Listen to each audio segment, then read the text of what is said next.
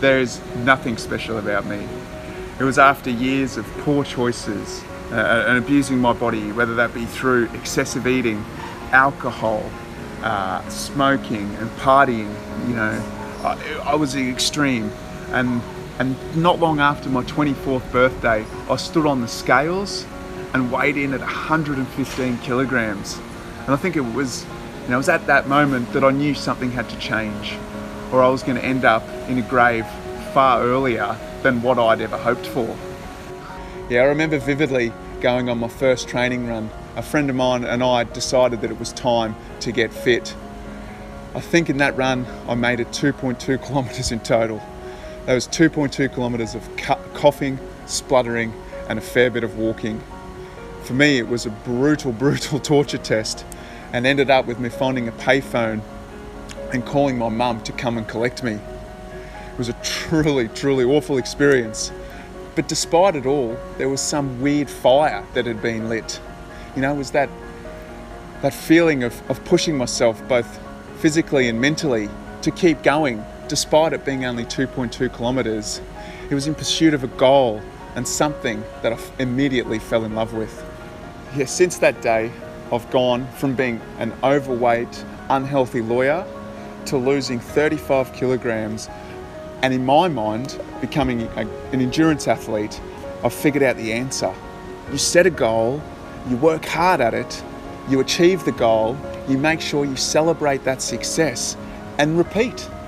Like I said earlier, my journey is forever continuing, and in 2016, I placed second overall in the Ultraman Australia. It is a 3-day event made up of a 10-kilometre ocean water swim, a 420-kilometre bike ride, and an 84.4-kilometre double marathon.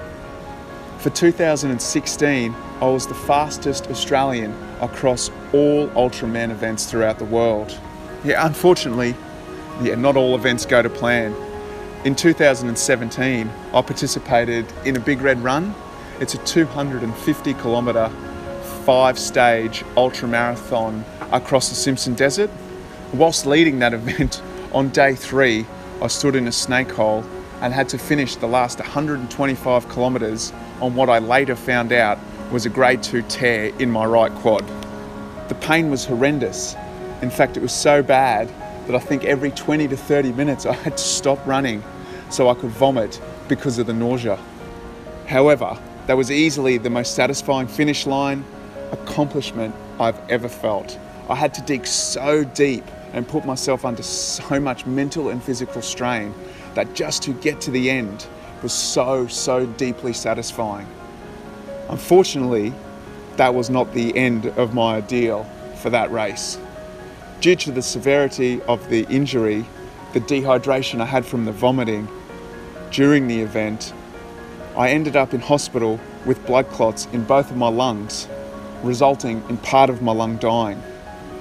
I can tell you, as an endurance athlete, that is not the diagnosis you want to hear from any doctor. According to one of my doctors, I was considered lucky, as 1 in 3 people die when they have this diagnosis. Yeah, it was disappointing, but setbacks occur in every walk of life, and this was no different.